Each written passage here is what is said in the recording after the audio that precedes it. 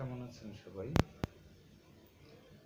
যানবাহনে বিভিন্ন কারণে কিন্তু আগুন লাগতে পারে।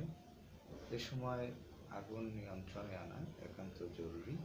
দেখা যায় অনেক সময় বিভিন্ন দুর্বৃত্তরা বিভিন্ন কারণে যানবাহনে আগুন দিয়ে থাকে। এছাড়াও অন্যান্য যে কোনো কারণে অগ্নিকাণ্ডের ঘটনা যানবাহনে ঘটতে পারে।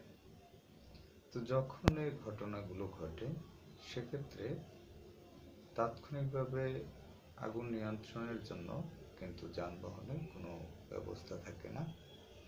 এজন্য এই আগুন নিয়ন্ত্রণে নেওয়া যায় না, যার ফলে কিন্তু ভয়াবহ অনেক ঘটনা ঘটতে পারে।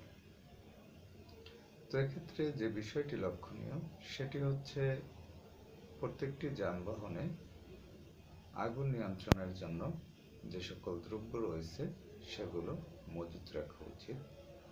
যেমন সিলিন্ডারকৃত যে কার্বন ডাইঅক্সাইড রয়েছে আগুন নিয়ন্ত্রণের জন্য সেগুলো মজুত রাখা যেতে পারে। এছাড়া বালি মজুত রাখা যেতে পারে অথবা ভেজা কাপড় এগুলো রাখা যেতে পারে।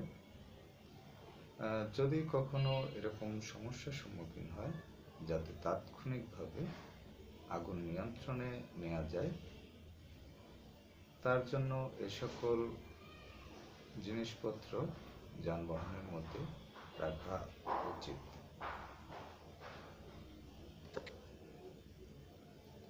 এজন্য দেখা যায় পেছনের যে সিট রয়েছে সেখানে হয়তো এগুলো মজুত রাখা যেতে পারে। প্রয়োজনে পেছনের সিটগুলো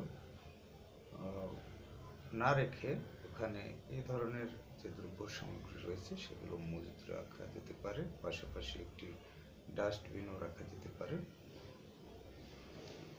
তো এরপর হচ্ছে এই দ্রব্যগুলো শুধু রাখলেই হবে না, এই দ্রব্যগুলো দিয়ে কিভাবে আগুন নিয়ন্ত্রণ করতে হবে তার কিন্তু যথাযথ প্রশিক্ষণ থাকতে হবে শ্রমিকদের, যারা যানবাহন শ্রমিক রয়েছেন, এবং যারা যাত্রী রয়েছেন তাদেরও এই সম্বন্ধে অভিজ্ঞতা থাকা ভালো বা থাকা উচিত। আগুন নিয়ন্ত্রণে সবারই সচেতন হওয়া উচিত বা এই প্রশিক্ষণ থাকা উচিত বা এই বিষয়ে জ্ঞান থাকা উচিত। তো বিশেষ করে যানবাহনের যারা শ্রমিক রয়েছেন তাদের কিন্তু এই বিষয়ে প্রশিক্ষণ থাকা আবশ্যক। যদি কখনো এই ধরনের ঘটনা ঘটে তাৎক্ষণিকভাবে আগুন নিয়ন্ত্রণে যেন আনতে পারে সে বিষয়ে তাদের অভিজ্ঞতা থাকা একান্ত জরুরি। তাৎক্ষণিকভাবে যদি ফায়ার সার্ভিস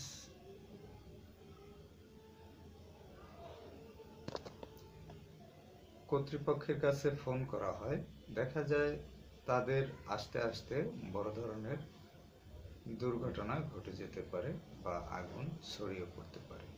তো এক্ষেত্রে তাৎক্ষণিকভাবে আগুন নিয়ন্ত্রণের জন্য যারা পরিবহন শ্রমিক রয়েছেন তাদেরই কিন্তু উদ্যোগ নিতে হবে, এবং তারা যদি উদ্যোগের মাধ্যমে আগুন নিয়ন্ত্রণ করতে পারে তাহলে কিন্তু অল্প সময়ের মাধ্যমে তেমন কোনো ক্ষয়ক্ষতি ছাড়াই আগুন নিয়ন্ত্রণ করা সম্ভব বলে আমি মনে করি। যে সকল দুর্বৃত্তরা যানবাহনে অগ্নিসংযোগ করে তাদেরকে আইনের আওতায় এনে দ্রুত বিচার করা উচিত।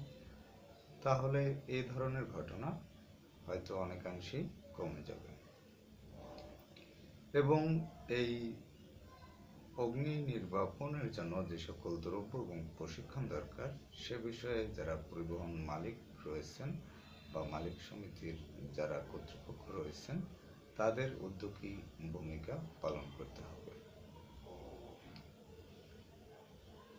তো বাংলাদেশে যানবাহনে যে অগ্নিকাণ্ড ঘটে এগুলো ভবিষ্যতে বন্ধ হোক, এই হলো প্রত্যাশা আমাদের। ভালো থাকবেন, কথা হবে আবার পরবর্তী।